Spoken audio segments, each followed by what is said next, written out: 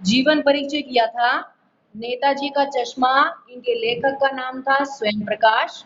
आज हम उनके द्वारा रचित इस रचना को विस्तार से पढ़ेंगे। आज की रचना है नेताजी का चश्मा। तो शुरू करते हैं। हालदार साहब को हर 15वें दिन कंपनी के काम के सिलसिले में उस कस्बे से गुजरना पड़ता था।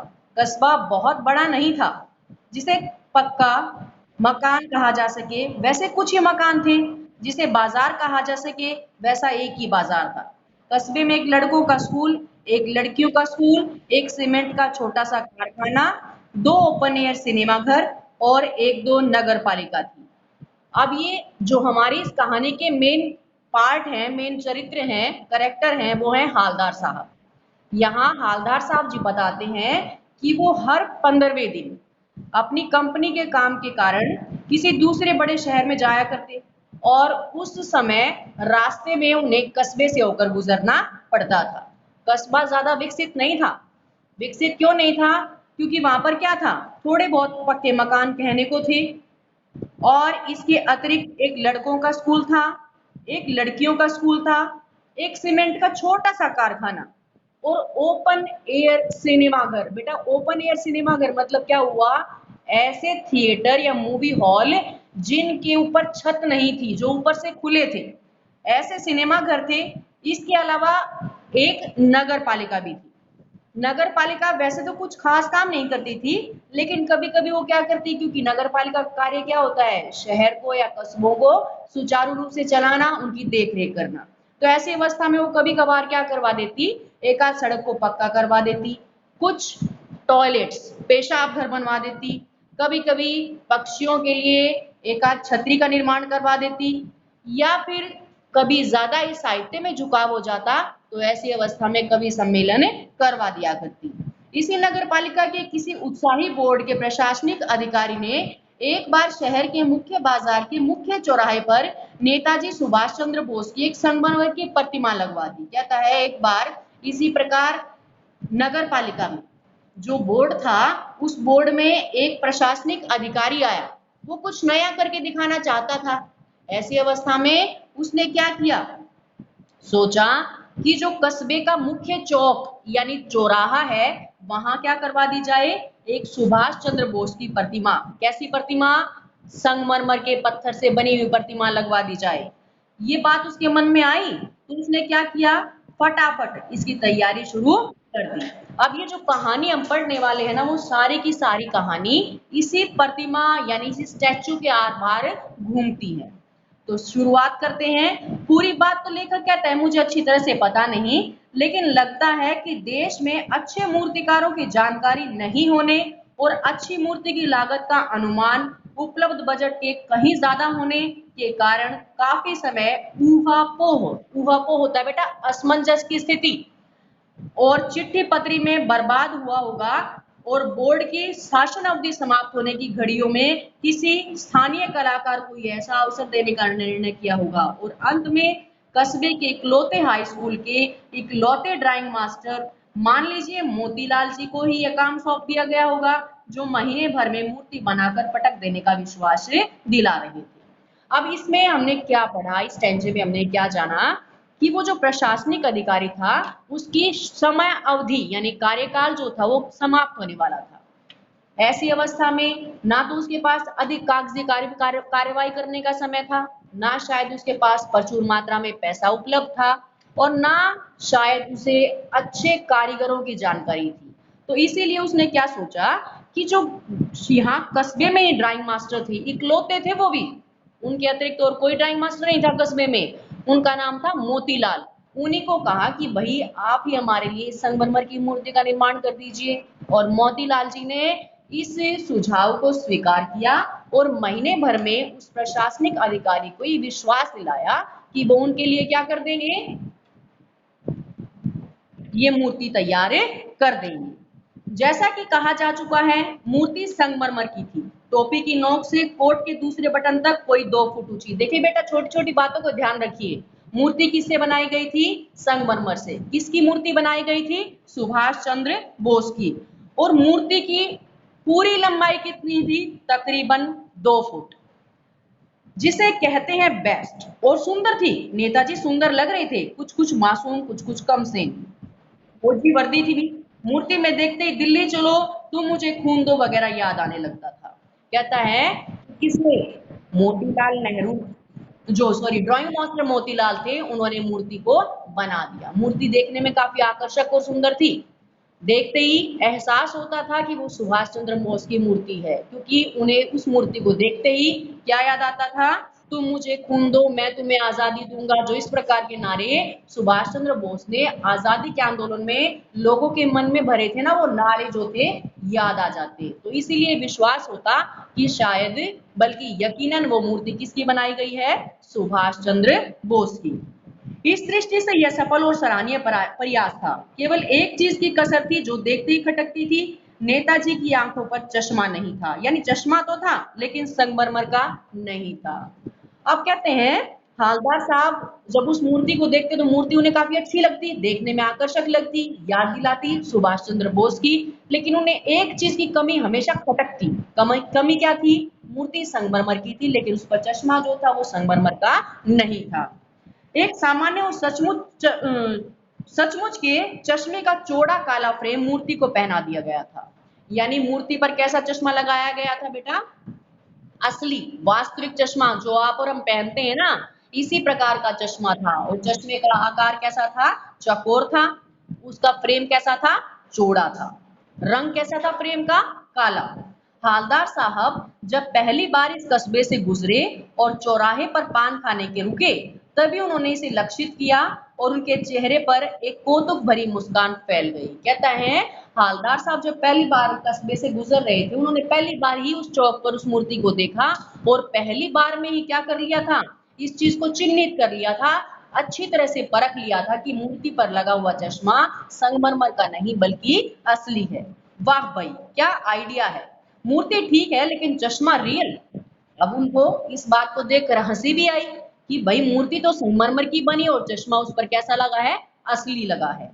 जीप कस्बा छोड़कर आगे बढ़ गई, तब भी हालदार साहब इस मूर्ति के बारे में सोचते रहे और अंत में इस निष्कर्ष पर पहुंचे कि कुल मिलाकर कस्बे के नागरिकों का यह प्रयास सराहनीय कहा जा सकता है। अब भाई क्या हुआ, जीप में गुजरते वहां से, तो वो जीप से जब गुजर रहे थे, कस्बे को उन्होंने क्रॉस कर लिया था, वहां से निकल गए थे, तब भी वो मूर्ति उनके मन में घर किए हुए थी और वो बार बार इस बात पर विचार कर रहे थे कि कस्बे के लोगों ने बड़ा ही प्रशंसनीय सराहना के योग्य कार्य किया है जो उस मूर्ति को वहां पर स्थापित किया है। महत्व तो मूर्ति के रंग रूप या कद का नहीं, उस भावना का है। वरना तो देशभक्ति भी आजकल मजाक की चीज होती जा रही है, क्योंकि उन्हें इस चीज पर गर्व था कि आज भी लोग देशभक्तों का सम्मान करते हैं।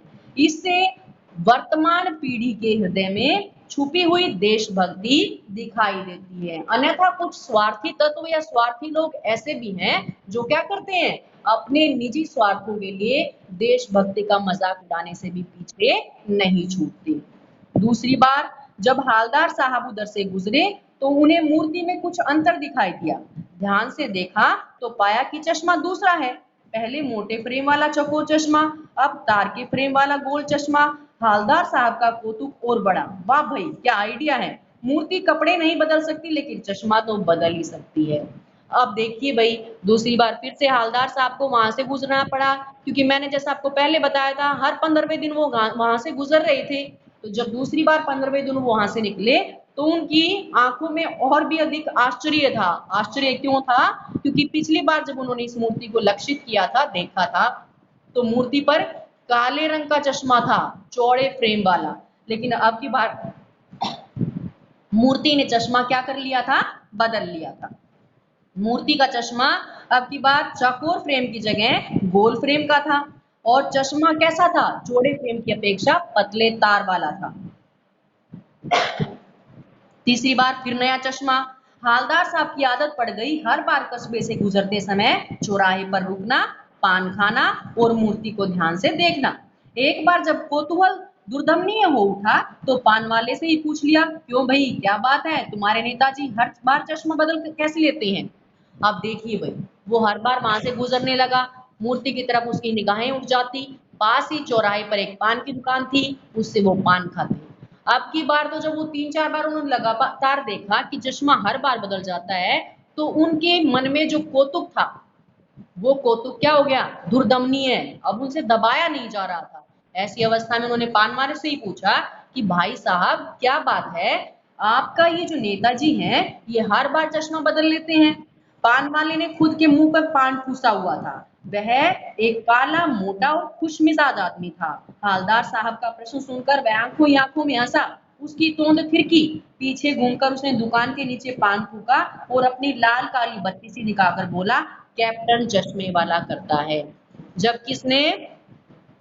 हवलदार साहब ने किससे पूछा? पान वाले से पूछा कि क्या कारण है, बार बार मूर्ति का चश्मा कैसे बदल जाता है? तो पान वाला, जिसे स्वयं भी पान खाने की आदत थी और अधिक पान खाने के कारण उसके दांतों का वास्तविक रंग खो चुका था, उसके दांत कैसे हो गए थे? लाल और पीले हो गए थे। उसने क्या किया? जब हवलदार साहब से प्रश्न सुना तो उसकी हंसी छूट गई और उसकी हंसी उसकी आंखों में स्पष्ट रूप से दिखाई दे रही थी। बहुत ही मोटा, काला और भद्दा सा आदमी था। जब वो खुलकर हंसने लगा तो उसकी तोंद भी इस प्रकार उछलने लगी जैसे कोई गेंद हो। उसने क्या जवाब दिया हवलदार साहब को? बताया कि हर बार मूर्ति पर चश्मा बदलने का कारण है कैप्टन चश्मे वाला। क्या करता है? हवलदार साहब कुछ समझ नहीं पाए। चश्मा चेंज कर देता है। पान वाले ने समझाया। क्या मतलब? क्यों चेंज कर देता है? हवलदार साहब अब भी नहीं समझ पाए। कोई ग्राहक आया या गया समझो तो उसके चौड़े चौखट चाहिए, तो कैप्टन किधर से लाएगा? तो उसको मूर्ति वाला दे दिया, उधर दूसरा बिठा दिया। अब पान वाले ने बात को स्पष्ट करते हुए हवलदार साहब को बताया कि कैप्टन चश्मे वाला चश्मे बेचने का काम करता है और चश्मे बेचने के कारण जब कोई ग्राहक वैसे चश्मे को मांगता है जैसा मूर्ति पर लगा हुआ है, तो चश्मे वाला कैप्टन मूर्ति से चश्मा उतारकर ग्राहक को दे देता है और मूर्ति पर कोई अन्य चश्मा लगा देता है। इसलिए बार बार चश्मा बदलता रहता है। अब हवलदार साहब को बात कुछ समझ में आ गई थी। एक चश्मे वाला है जिसका नाम है कैप्टन। उसे नेताजी की बगैर चश्मे वाली मूर्ति बुरी लगती है, बल्कि आहत करती है।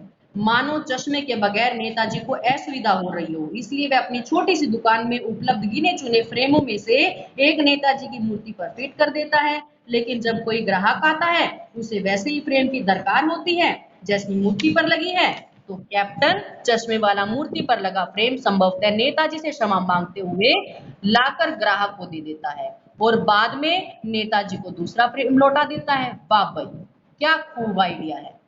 अब कहते हैं हवलदार साहब इस बात को स्पष्ट करते हैं कि अब उन्हें अच्छी तरह से ये बात समझ में आ गई थी कि मूर्ति का चश्मा बार बार क्यों बदलता है। उनका अनुमान सही था कि एक कैप्टन चश्मे वाला है, वो नेताजी की मूर्ति को बिना चश्मों के नहीं देख सकता, बल्कि यूं कहें उसे इस बात से पीड़ा होती है कि नेताजी की मूर्ति पर चश्मा नहीं है। उसे ऐसा अनुभव होता है शायद चश्मे के बिना नेताजी अपने आप को काफी असहज महसूस करते होंगे। इसीलिए वो अपनी छोटी सी दुकान में से क्या करता है? चश्मे को नेताजी की मूर्ति पर लगा देता है। ग्राहक की आवश्यकता अनुसार चश्मा ग्राहक को देता है और दूसरा चश्मा नेताजी की मूर्ति पर लगा देता है। लेकिन भाई एक बात अभी भी समझ नहीं आई। हवलदार साहब ने पान वाले से फिर पूछा, नेताजी का ओरिजिनल चश्मा कहाँ गया? पान वाला दूसरा पान मुंह में ठूस चुका था। दोपहर का समय था, दुकान पर भीड़ भाड़ अधिक नहीं थी। वह फिर आंखों ही आंखों में हंसा। उसकी तोंद थिरकी। कत्थे की डंडी फेंक पीछे मुड़कर उसने पीक थूकी और मुस्कुराता हुआ बोला, मास्टर बनाना भूल गया। अब क्या है भाई? उन्होंने फिर से प्रश्न पूछा पान वाले से कि ये जो आपके नेताजी हैं, इनका ओरिजिनल चश्मा कहाँ चला गया? तो उन्होंने बताया कि नेताजी का ओरिजिनल चश्मा जो था वो कौन? ड्राइंग मास्टर मोतीलाल बनाना भूल गया था। ऐसा बताते हुए उसके मुंह में जो पान था उसने उसे अपने पीछे थूका और मुस्कुराते हुए हंसते हुए उनकी बात का जवाब दिया। जैसा मैंने पहले भी बताया कि जब वो हंस रहे थे तो हंसते हुए उसकी तोंद भी थिरकती थी, यानी गेंद की तरह उछले रही थी। पान वाले के लिए यह एक मजेदार बात थी, लेकिन हालदार साहब के लिए चकित और द्रवित करने वाली। यानी वह ठीक सोच नहीं रहे थे। मूर्ति के नीचे लिखा, मूर्तिकार मास्टर मोतीलाल वाकई कस्बे का अध्यापक था। बेटा बीच में नहीं बोलिए प्लीज, अपने स्पीकर को ऑफ कीजिए बेटा, अभी बाद में मैं आपसे लूंगी आपके डाउट्स। बेटा आप अपने स्पीकर्स को अभी ऑफ कीजिए, उसके बाद मैं आपके डाउट्स लूंगी। ठीक है, ठीक है बेटा, ओके। मूर्ति के नीचे लिखा, मूर्तिकार मास्टर मोतीलाल वाकई कस्बे का अध्यापक था।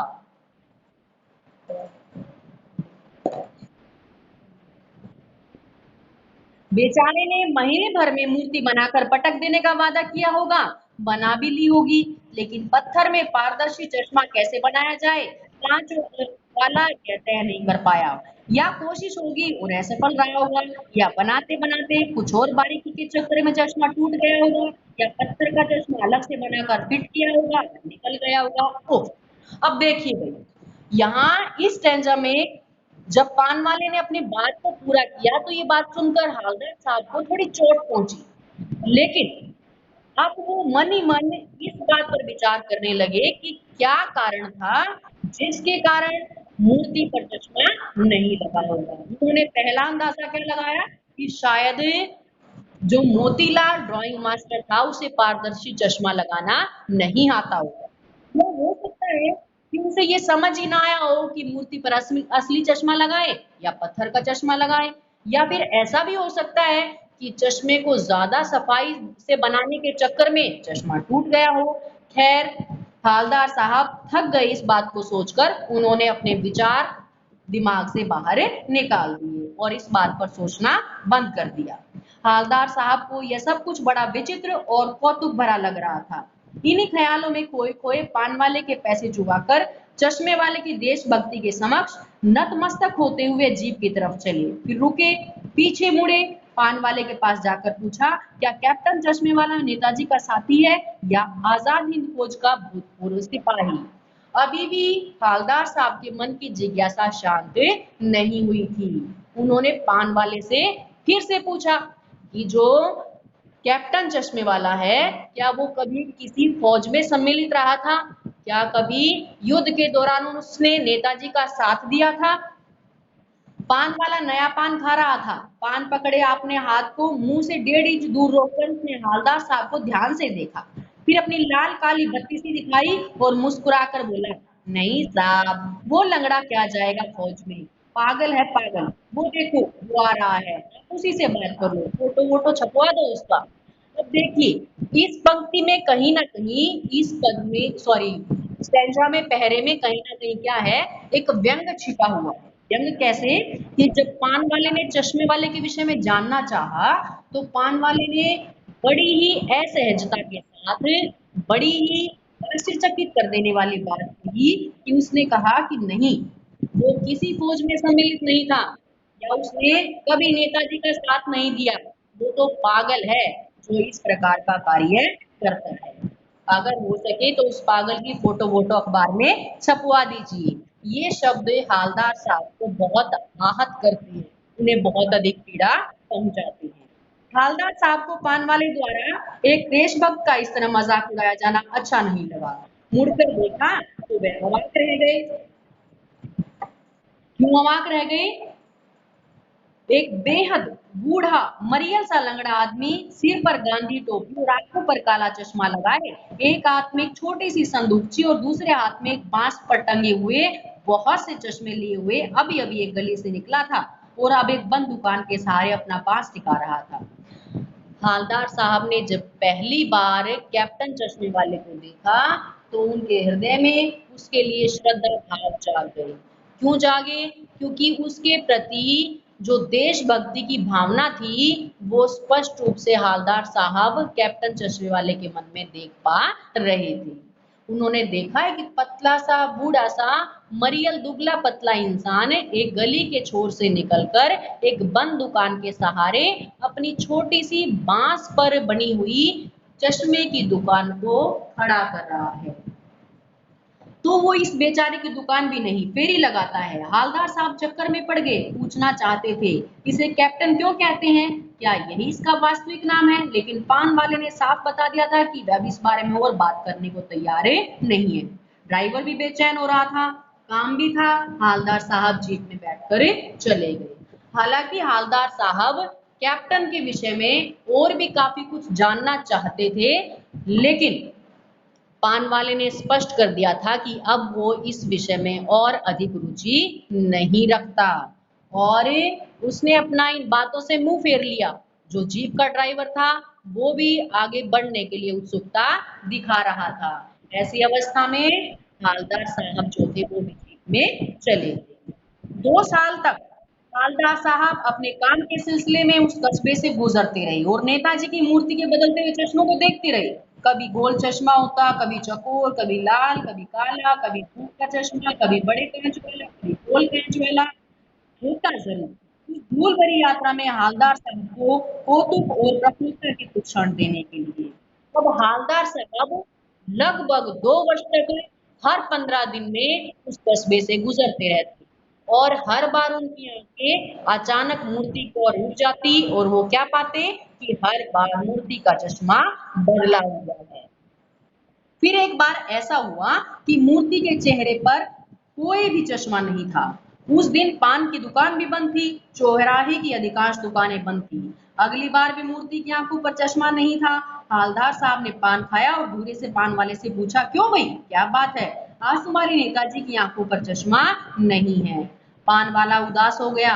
उसने पीछे मुड़कर मुंह का पान नीचे थूका और सिर झुकाकर अपनी धोती से अपनी आंखें पोंछता हुआ बोला, साहब कैप्टन मर गया। अब देखिए, लगभग 2 वर्ष के बाद एक बार ऐसा हुआ जब हालदार साहब उस कस्बे से गुजर रहे थे तो उन्होंने देखा कि मूर्ति की आंखों पर चश्मा नहीं था। उनके मन में जिज्ञासा पैदा हुई कि चश्मा क्यों नहीं है। उस दिन पान वाले की दुकान भी बंद थी, बाजार की अन्य दुकानें भी बंद थी। अब हालदार साहब जब अगले 15 दिन बाद वापस उस कस्बे में लौटे तो पुनः पान खाने के लिए उस दुकान पर ठहरे और उन्होंने पान वाले से पूछा कि अब की बार क्या बात है, तुम्हारे नेताजी की आंखों का चश्मा कहाँ गया, अर्थात मूर्ति पर चश्मा क्यों नहीं है। पान वाला उनकी यह बात सुनकर बहुत दुखी हुआ।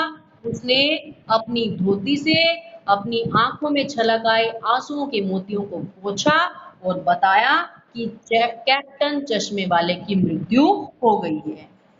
और कुछ नहीं पूछ पाए हालदार साहब, कुछ पल चुपचाप खड़े रहे, फिर पान के पैसे चुकाकर जीप में आ बैठे और रवाना हो गए। बार बार सोचते क्या होगा उस कौम का जो अपने देश की खातिर घर गृहस्थी, जवानी, जिंदगी सब कुछ होम कर देने वालों पर भी हंसती है और अपने लिए बिकने का मौका ढूंढती है। अब इतना सुनते ही पान वाले की मृत्यु का चश्मे वाले की मृत्यु का समाचार सुनते ही जो हवलदार साहब थे वो बहुत उदास हो गए और वहां से चल पड़े। लेकिन जीप में बैठने के बाद भी उनके मन में विचारों का तूफान उठ रहा था। वो बार बार ये सोच रहे थे कि ऐसे व्यक्ति जो अपना संपूर्ण जीवन, अपना घर परिवार सब कुछ देश के लिए न्यौछावर कर देते हैं, लोग अक्सर उनके बलिदान को भी अपने निजी स्वार्थों के लिए प्रयोग में ले आते हैं। 15 दिन बाद फिर उसी कस्बे से गुजरे। कस्बे में घुसने से पहले ही ख्याल आया कि कस्बे की हृदय स्थली में सुभाष की प्रतिमा अवश्य ही प्रतिष्ठित होगी, लेकिन सुभाष की आंखों पर चश्मा नहीं होगा क्योंकि मास्टर बनाना भूल गया और कैप्टन मर गया। सोचा आज वहां रुकेंगे नहीं, पान भी नहीं खाएंगे, मूर्ति की तरफ भी नहीं देखेंगे, सीधे निकल जाएंगे। ड्राइवर से कह दिया चौराहे पर रुकना नहीं, आज बहुत काम है, पान आगे कहीं खा लेंगे। अब क्या हुआ भाई, इस स्टेंजे में लेखक ने बताया कि 15 दिन बाद जब वो पुणे वहां से गुजरने वाले थे तो अकस्मात उन्हें कैप्टन की मृत्यु का एहसास पुनः हुआ। तो उन्होंने मन में ही यह विचार बनाया कि अब की बार वो कस्बे की हृदय स्थली अर्थात कस्बे के चौराहे या चौक पर नहीं रुकेंगे, ना ही पान खाएंगे, ना ही मूर्ति की ओर देखेंगे। वो ऐसा क्यों सोच रहे थे, क्योंकि उनके हृदय में भी नेताजी के प्रति पूर्ण सम्मान था, देशभक्ति की भावना थी। ऐसी अवस्था में वो नेताजी को बिना चश्मे के स्वीकार नहीं कर पा रहे थे, तो उन्होंने यह निर्णय लिया कि वो मूर्ति की तरफ नहीं देखेंगे। उन्होंने अपने ड्राइवर से भी कह दिया था कि चौराहे पर रुकने की आवश्यकता नहीं है, आज हमें काम बहुत अधिक है, इसीलिए हम सीधे शहर की तरफ जाएंगे। लेकिन आदत से मजबूर होने के कारण वो जैसे ही चौराहे के पास पहुंचे, अचानक उनकी आंखें मूर्ति की तरफ चली गई। उन्होंने कुछ ऐसा देखा कि जोर से ड्राइवर को चिल्लाए, रुक जाओ। ड्राइवर ने भी बड़ी तेजी से ब्रेक मारे और जीप काफी तेज आवाज के साथ रुक गई। हालदार साहब तेजी से जीप से उतरे और मूर्ति की तरफ पहुंचे। उन्होंने अटेंशन की मुद्रा में खड़े होकर मूर्ति को नमस्कार किया।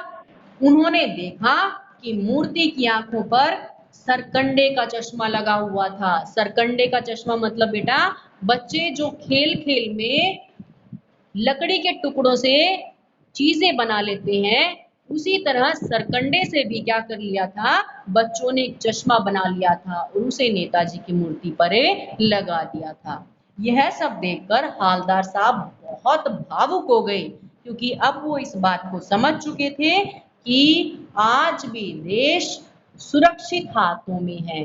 आज नहीं बल्कि आने वाली भावी पीढ़ी भी देश की भक्ति में डूबी हुई है। आने वाली भावी पीढ़ी भी देश के प्रति पूर्णतः न्योछावर और समर्पित है।